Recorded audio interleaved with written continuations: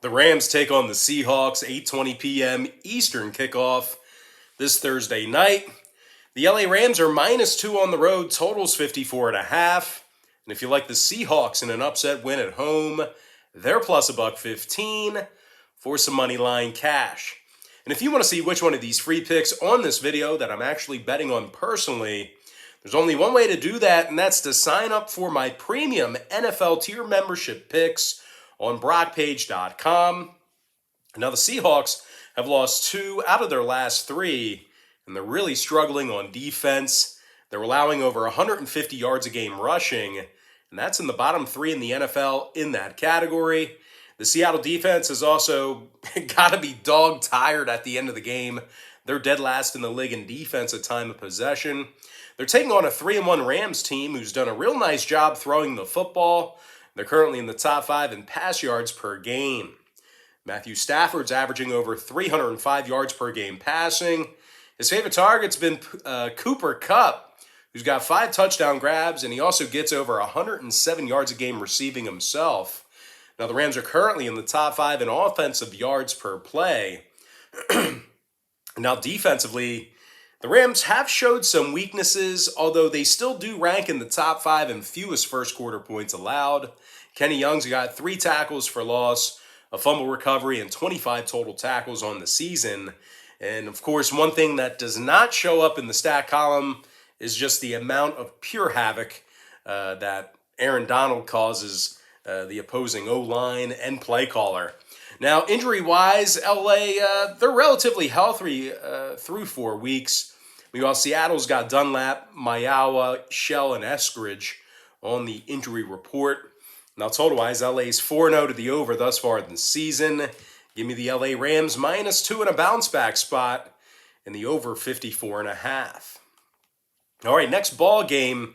It's going to be an early one. I'm talking about the Jets versus the Falcons. 9:30 a.m. Eastern kickoff in London. The Atlanta Falcons are -3, totals 46. And as much as they've struggled, Atlanta's lone win on the season did come away from their home field. So it's not all that taxing losing a home game for them. And oddly enough, the Falcons are in the top 10 in third quarter scoring. Matt Ryan's completing 68% of his passes for 990 yards and 8 touchdowns. Meanwhile, defensively, Deion Jones has 4 TFLs and 38 total tackles. Now, keep an eye on Oliver, Gage, and Davidson. They're questionable for Sunday morning. Meanwhile, Smith, Moore, and Eccles are questionable for the Jets. And of course, speaking of the Jets, they're just 1-3 on the season, and they lost both of their road games. As a matter of fact, the Jets failed to cover in those 2 road losses, and they're rushing for just 44 yards a game away from home. And despite getting his first win of his career this past weekend, Zach Wilson's still completing just 56% of his passes, and he's thrown 8 interceptions already. He's thrown 8 picks already. Now, total-wise, 3 out of New York's last 4 stayed under the number. Meanwhile, the Falcons saw 2 out of their last 4 stay under the line themselves. Give me Atlanta -3 and the under 46. Next ball game, Titans versus the Jags, 1 o'clock East. Tennessee's -4, totals 48.5. Despite their recent loss to the Jets, the Titans are still amongst the best rushing teams in the league. Derrick Henry averages 128 yards a game, nearly 5 yards a carry. The big fella scored 4 touchdowns on the ground already. Meanwhile, defensively, as bad as they played in certain spots, the Titans are still holding their opponents to just 91 yards a game rushing. Harold Landry has 2.5 sacks, 4 TFLs, and 21 total tackles for Tennessee. Now keep an eye on Saffold, Jones, Dupree, Reynolds, Brown, and Farley. All are listed as questionable for Sunday's game for Tennessee.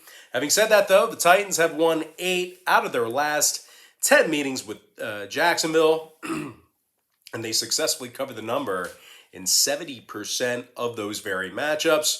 And speaking of Jacksonville, they're a winless 0-4, and they failed to cover the point spread in both of their home games, kind of falling apart as an organization as head coach, Urban Meyer, was grinding on some young John. But anyway, I'm sure you guys saw the video. But the Jaguars are having problems offensively. They're averaging just 18 points a game, and they throw for just $158 a game on their home field.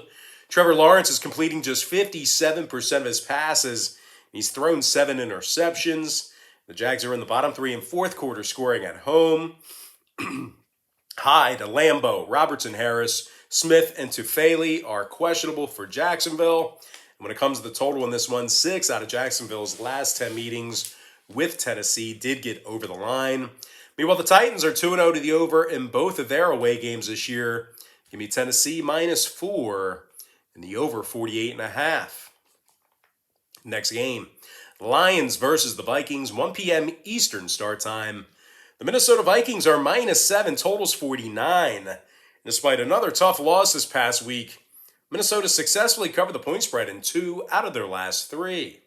Now, the Vikes are in the top 10 in pass yards per game, and they're led by Kirk Cousins, who's thrown for over 1,100 yards, along with 9 touchdowns. The veteran quarterback has also thrown just 1 interception. Meanwhile, defensively, the Vikings lead the NFL in fewest fourth quarter points allowed. Danielle Hunter's second in the league with 5 sacks already. The big D end also has 5 tackles for loss and 23 total tackles. Now keep an eye on Breeland, Barr, Pierce, and Smith-Marset as they're questionable to play. Meanwhile, for Detroit, Flowers and Ragnow are questionable as well. And speaking of the Lions, they're a winless 0-4. And they failed to cover in both of their road games. The Lions are scoring just 15 points a game when traveling. And of course, quarterback Jared Goff, he's been sacked 10 times. The Lions are also gaining just 99 rush yards a game on the road. And of course, defensively on the other side of the ball, the Lions are in the bottom 3 in yards allowed per play. Now, total-wise, Detroit's last 2 straight both fell under the number. Meanwhile, the Vikes went 2-0 to the under in their last couple of games themselves. Give me Minnesota -7 and the under 49. Next ball game, it is going to be Eagles versus the Panthers, 1 o'clock East. The Carolina Panthers are -4, totals 45. And despite a Week 4 loss for the Panthers, they're still 3-1 thus far in the season, and they covered the number in 75% of those games. Now, the Panthers are also 2-0 at Bank of America Stadium, and they're in the top 10 in pass yards per game. Sam Darnold's thrown for nearly 1,200 yards on the season already, and he's completing 68% of his passes. His favorite target, that's been DJ Moore, who's basically averaging 100 yards a game receiving, along with 3 touchdowns. Now, defensively for the Panthers, well, they're currently leading the league in defensive time of possession. They're giving up just 10 points per contest on their home field, and they're also holding their opponents to only 46 yards a game rushing in Charlotte. Hassan Reddick has 4.5 sacks, a forced fumble, 3 TFLs, and 13 total tackles on the year.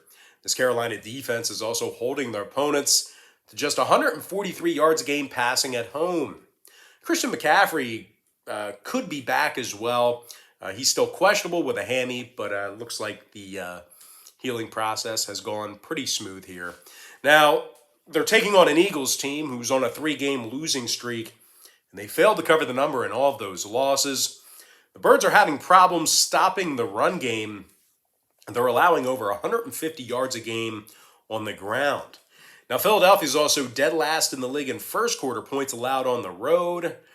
Johnson and Mailata, they are both banged up on the O-line, listed as questionable. That's kind of been the story with Philadelphia over the past few years. That O-line always getting banged up. Now, total-wise, Philly's last 2 straight both got over the number. Meanwhile, Carolina saw their Week 4 game with Dallas fly over the total themselves. Give me Carolina -4 and the over 45. Next game, Saints football team, 1 o'clock Eastern Standard Time. The New Orleans Saints are -1.5, totals 44.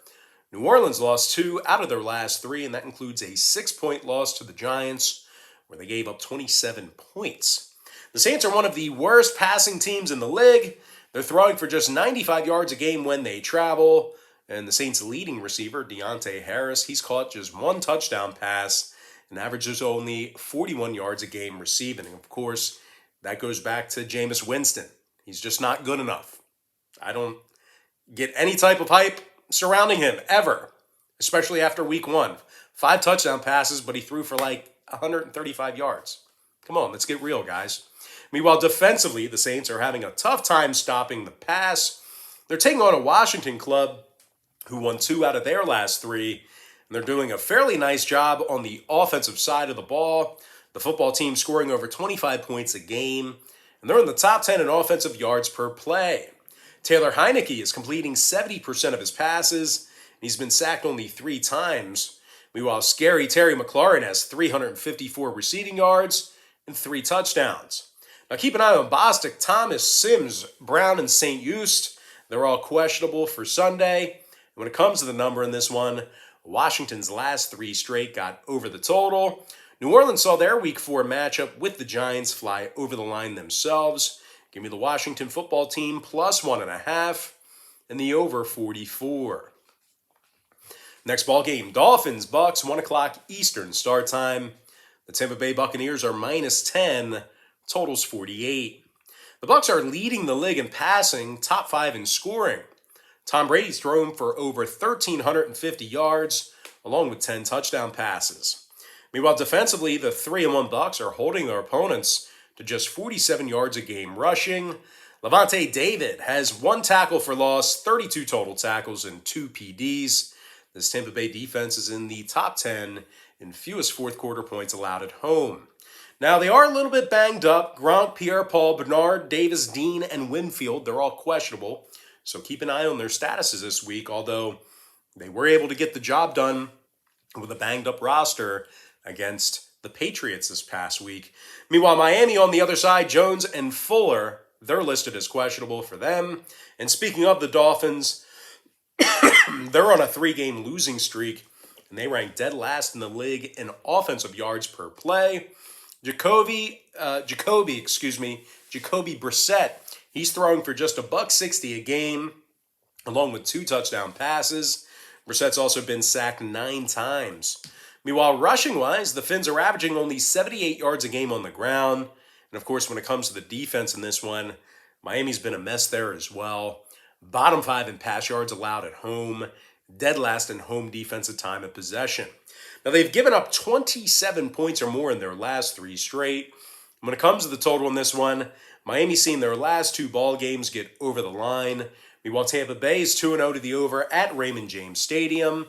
Give me Tampa Bay minus 10 in the over 48. Next ball game, Broncos, Steelers, 1 o'clock Eastern kickoff. The Pittsburgh Steelers are minus 1.5, totals 40. But despite the potential absence of Teddy Bridgewater for the Broncos, Pittsburgh's currently on a 3-game losing streak, and they failed to cover the number in all 3 of those losses. Ben Roethlisberger has been sacked 10 times, and he's thrown 4 interceptions already. The Steelers have also done a poor job establishing a run game, which they certainly need to do now because Ben can't move. He's sloth-like. He cannot move back there. He's done. But anyway, the Steelers have not done a good job establishing a run game. They're dead last in rush yards per contest. Meanwhile, defensively, the Steelers are in the bottom 10 in yards allowed per play at home. Needless to say, Pittsburgh's currently 0-2 at Heinz Field. Sutton, Okorafor, Claypool, Davis, and Dotson, they're all questionable for Pittsburgh. Meanwhile, Bridgewater, Glasgow, Spencer, Reisner, Surtain, Browning, and Mincy, they're all questionable for the Broncos. But regardless of the Broncos' injuries, these guys are 3-1 thus far, and they've played some really good defense. Denver allows just 12 points a game, and they're holding their opponents to just 67 yards a game rushing when they travel. Von Miller has 7 tackles for loss, 4.5 sacks, and 13 total tackles for Denver. The Broncos are in the top 3 in fewest yards allowed per play. Now, offensively, Denver's done a real nice job establishing the run. So regardless of Bridgewater's status, these guys can still kind of move some people around with the ground game. Melvin Gordon, he's averaging nearly 5 yards a carry, and he scored twice on the ground already. When it comes to the total in this one, Denver's 4-0 to the under thus far in the season. Meanwhile, Pittsburgh saw all 4 of their contests this year stay under the line themselves. Give me Denver plus 1.5 and the under 40. Tell you what, looking like the Steelers are in shambles. I know it's early in the season, but that organization, it's looking pretty rough right now. But anyway, next game, Patriots, Texans, 1 o'clock East. New England's -9, totals 40. But as bad as Houston's been, this is a pretty big number for the Pats on the road. The Patriots are on a 2-game losing streak. Bottom 3 in the NFL in rush yards per game. New England's leading rusher is Damian Harris, who averages only 3.5 yards per carry and just 43 yards per game. This Patriots offense is scoring only 17 points a game. Bentley and Brown, they're both questionable for New England. They're taking on a Houston team who is somehow holding their opponents to just 96 yards a game rushing at home. Christian Kirksey has 3 tackles for loss, 29 total tackles, an interception, and a fumble recovery. Meanwhile, Justin Reed has a pair of interceptions and a forced fumble from that secondary. The Texans are currently in the top 10 in the league in fewest second quarter points allowed at home. When it comes to the total in this one, Houston saw their last 2 straight fall under the number. Meanwhile, New England's 4-0 to the under themselves. This is not going to be won by Houston's quarterback, but they should cover. Give me Houston plus 9 and the under 40. Next game, Packers, Bengals, 1 o'clock Eastern kickoff. The Green Bay Packers are -3, totals 49 and a hook. But as good as the Packs looked here recently, they're in the bottom 10 in the league in passing yards per game. Meanwhile, rushing-wise, Green Bay's gaining only 71 yards per carry away from home. Meanwhile, defensively, Green Bay's currently in the bottom 10 in yards allowed per play. And of course, Zadarius Smith, he's still on the IR for Green Bay. That's been hurting the defense. Meanwhile, on the other side of the ball, Marquez Valdez-Scantling, he's out for Green Bay as well. Now, King, Smith, Alexander, Jenkins, and Barnes, they're questionable for Green Bay. A little bit banged up right now. They're taking on a Cincy team who's on a 2-game winning streak and allows just 18 points per contest at home. Logan Wilson has 3 interceptions and 40 tackles from that linebacker spot. Cincy's in the top 5 in fewest third quarter points allowed. Meanwhile, offensively, Joe Burrow's completing 73% of his passes, and he's thrown for 9 touchdowns. Now keep an eye on T. Higgins and Joe Mixon on offense. They're both questionable for Sunday's game. Meanwhile, Suafilo and Bates, they're both questionable as well. Now when it comes to the scoring in this one, Cincinnati's last 3 straight all fell under the number. Meanwhile, Green Bay saw 2 out of their last 4 fall under the total themselves. I like Cincinnati plus 3 and the under 49.5. Next ball game, Browns, Chargers, 4:05 Eastern start time. The LA Chargers are -1, totals 49. But as good as the Chargers have looked, they're struggling stopping the run. This Charger defense gives up 140 yards a game on the ground, and that could be very problematic going up against a run-heavy Browns team. Los Angeles is also in the bottom 10 defensively in first quarter points allowed at home. They're taking on a Cleveland squad who won their last 3 straight, 3-1 against the number overall for the season. Cleveland currently leads the league in rush yards per game. They're gaining over 175 yards per contest on the ground. Nick Chubb and Kareem Hunt, they've combined for 6 touchdowns and nearly 600 yards on the ground already. Now, both backs are also averaging nearly 5.5 yards per carry. These guys are dangerous running the football. Meanwhile, defensively, the Browns are allowing only 16 points a game. They're holding their opponents to just 66 yards a game on the ground. Myles Garrett leads the NFL with 6 sacks, along with 7 tackles for loss. Meanwhile, linebacker Malcolm Smith has an interception and 19 total tackles as well. Cleveland's in the top 10 in fewest fourth quarter points allowed. Now, Hubbard, Wills, and Newsome, they're banged up a little bit. Keep an eye on them. When it comes to the total in this one, Cleveland's last 2 straight fell under the number. The Chargers went 4-0 to the under in their last 4 themselves. Give me Cleveland plus 1 and the under 49. Next ball game, it is going to be Bears versus the Raiders. 4:05 Eastern kickoff in the desert. The Las Vegas Raiders are minus 5.5. Totals 44 and a hook. LV's 2-0 at home. That's right, Vegas. Vegas is 2-0 at home. And they're leading the league in home passing. Derek Carr's thrown for just about 1,400 yards, along with 8 scores. Meanwhile, defensively, the Raiders are in the top 10 in fewest yards allowed per play at home. Denzel Perryman has 48 total tackles, along with a fumble recovery. Las Vegas is in the top 3 in fewest third-quarter points allowed. Mullen, Arnett, and Hobbs, they're questionable for Las Vegas. Meanwhile, for Chicago, Dalton, Gibson, Hicks, Williams, Ayubwinwe, or whatever his name is. Ayubwinwe. He's questionable. Montgomery, he's questionable as well. The Bears are winless in 2 tries on the road this season. They failed to cover in both of those road losses. Matter of fact, the Chicago offense is dead last in pass yards per game.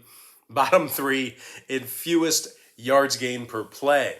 Now, the Bears are throwing for just 94 yards a game when they travel. Meanwhile, defensively, Chicago's in the bottom 10 in yards allowed per play on the road. Now, when it comes to the number in this one, 4 out of these teams' last 7 meetings did get over the number. Meanwhile, the Raiders are 2-0 to the over at Allegiant Stadium. Give me the Las Vegas Raiders minus 5.5 and the over 44 and a hook.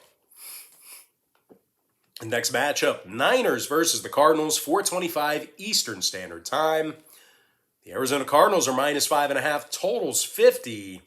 Arizona's the only remaining undefeated team in football, 3-1 against the spread in their 4 victories.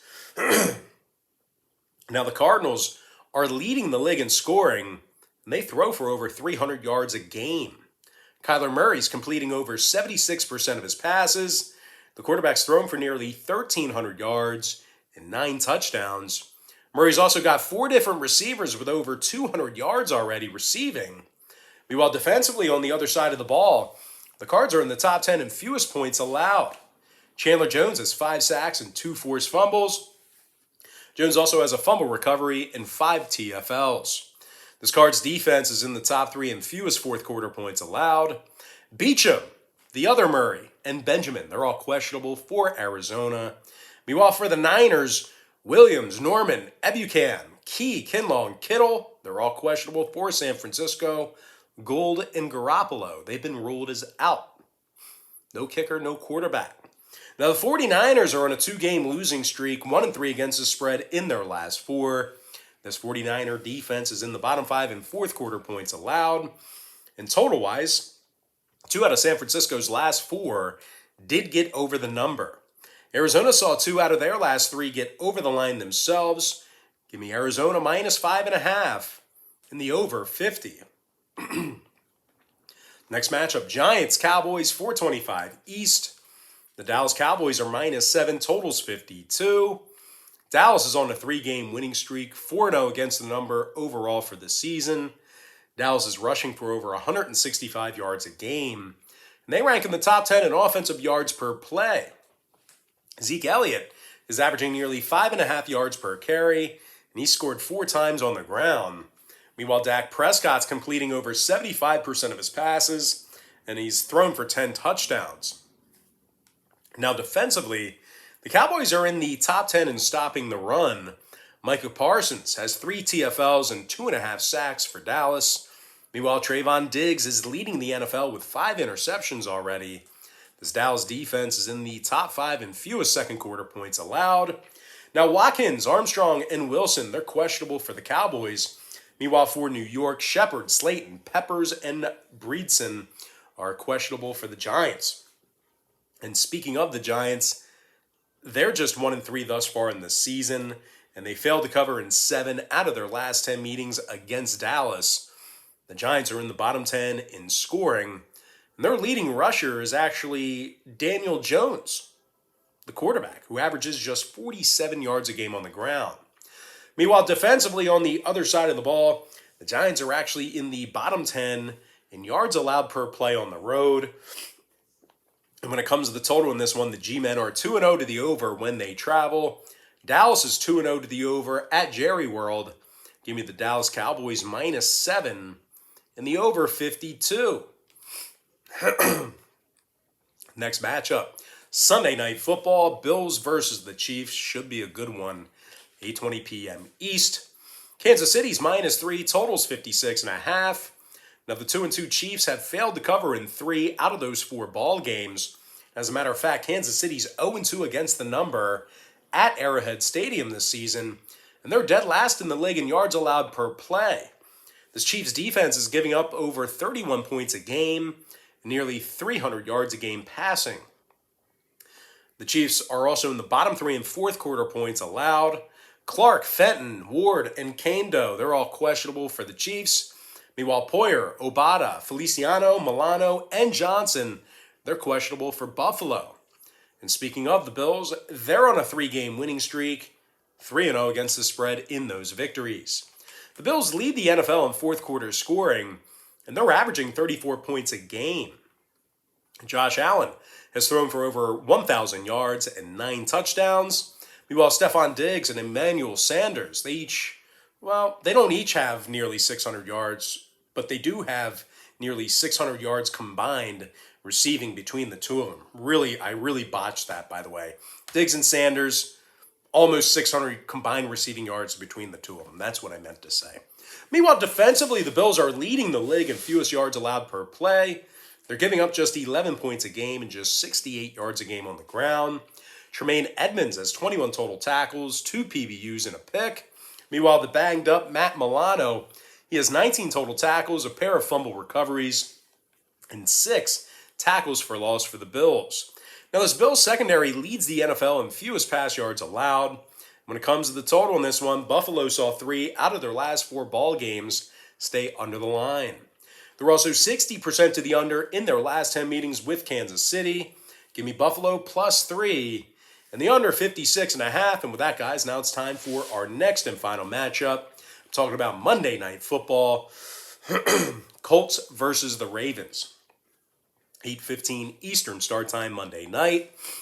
Baltimore's -7, totals 46. The Ravens are on a 3-game winning streak, 2-1 against the number in those 3 victories. Lamar Jackson's thrown for nearly 1,100 yards already and also rushes for over 6.5 yards per carry.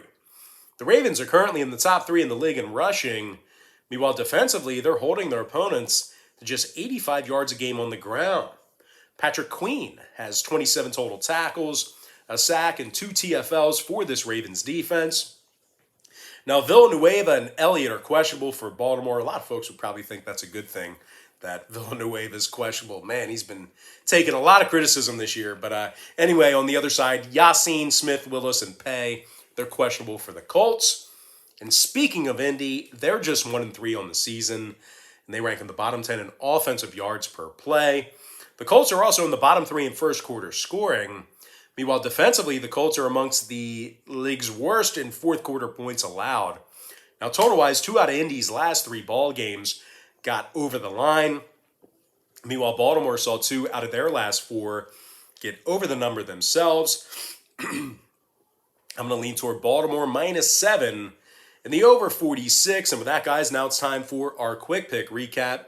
Powered to you by my website at brockpage.com. Give me the LA Rams -2 over 54.5. Atlanta -3 under 46. Tennessee -4 over 48.5. Minnesota -7 under 49. Carolina -4 over 45. Washington +1.5 over 44. Tampa Bay -10 over 48. Denver +1.5 under 40. Houston +9 under 40 points. Cincinnati +3 under 49 and a hook. Cleveland +1 under 49. Las Vegas -5.5 over 44.5 points. Arizona -5.5 over 50. Dallas -7 over 52. Buffalo +3 under 56.5. Before I give you my next and final free pick for the video, one final reminder that if you want to see which one of these free picks on this video that I'm actually betting on personally, there's only one way to do that, and that's to sign up for my premium NFL tier package picks on brockpage.com. Give me Baltimore -7 and the over 46. And with that, guys, now it's time for our shout out of the day. That's going to come from our YouTube platform. And that shout out's going to go to Buckeye Vinny, who said yesterday, "Great show, my brother. I'm looking at the over. Also, my friend, thanks." And of course, Vinny referring to a particular baseball game. But anyway, guys, thank you, Vinny. I appreciate you taking the time to drop me a line in the comment section. And with that, guys, that's going to do. Who is this guy that keeps coming up here? Robbie Neville. I don't know who that is. But anyway, guys, that's going to do it for me. Don't forget to check me out on my website at brockpage.com. Now, if you guys do end up getting a membership here today on my website, just keep in mind we utilize the Patreon platform. So Patreon's going to bill you the day you sign up and then the first of every month following that. So if you do end up getting a membership here today, you're going to get billed today, and then you're going to get access to that content all the way through the end of October. I always tell folks the earlier in the month you sign up, the better. It's only the 5th of October, so it's certainly great value signing up for a package now. But most importantly, guys, got to thank you for joining me right here on YouTube. I really hope you enjoyed all this great free content, all this great free information. And with that said, guys, happy Tuesday to you. Best of luck to you. And I look forward to seeing you later on today on my website at brockpage.com.